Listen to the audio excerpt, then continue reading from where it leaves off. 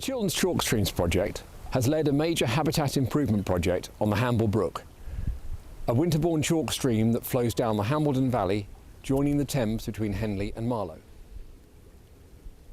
Working with local landowners and a sensitive environmental contractor, and by listening to and engaging with the local community, over the last 3 years we have designed and implemented improvements to this channel that restore the natural processes through all its flow cycles, from when it's dry all the way along its length to today when you see the highest flows we've had in a decade.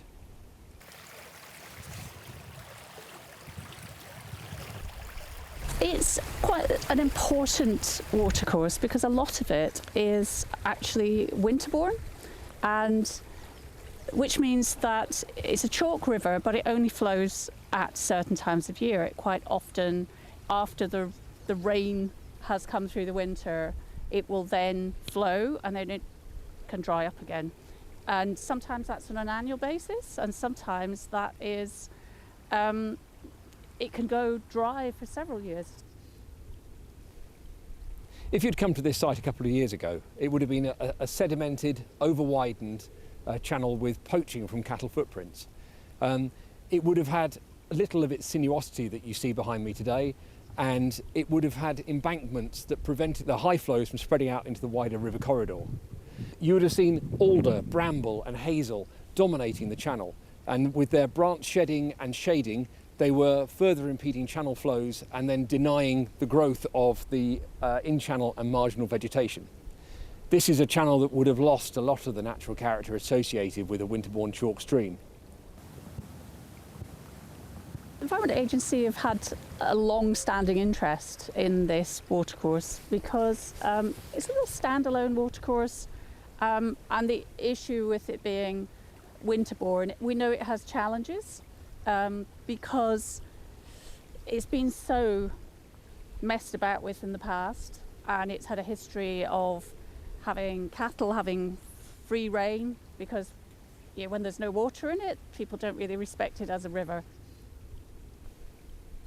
A channel like this needs variety, not only to support the range of flow types, but also to provide the different habitats for the myriad of insects, reptiles, small mammals and birds that can live here. So what we've done is we've introduced a two-stage channel. That helps it cope with the low, no and high flow types. We've put in large wood and gravel to reintroduce that sinuosity. We've created deeper pools which provide refuge and areas of shallower, fast-flowing water. We've introduced 2 backwaters where flag iris and reeds can grow and which will retain water well into the main channel's drying phase. We've coppiced, thinned and pollarded to improve tree health.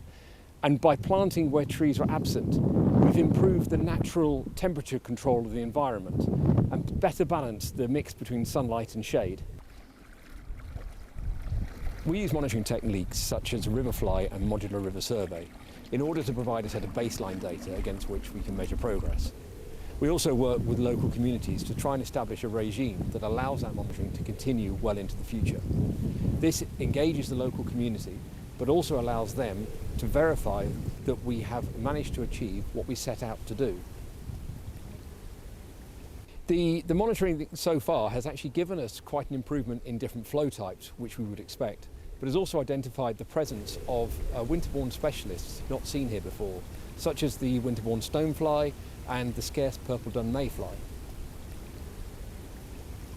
As a biodiversity officer for this catchment, I'm just really happy.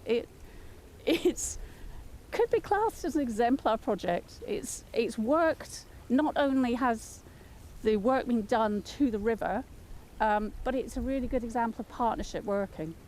There's been lots of communication both ways, and I think it's that partnership working that has really helped to get to where we are today.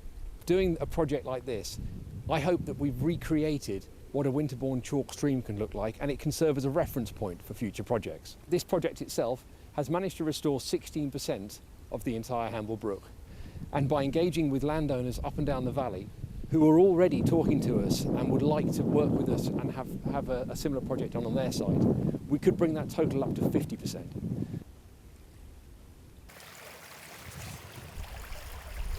Standing here by this channel, listening to it gurgling away in the background, looking at the vegetation, looking at the sun trickling on the surface or glistening on the surface.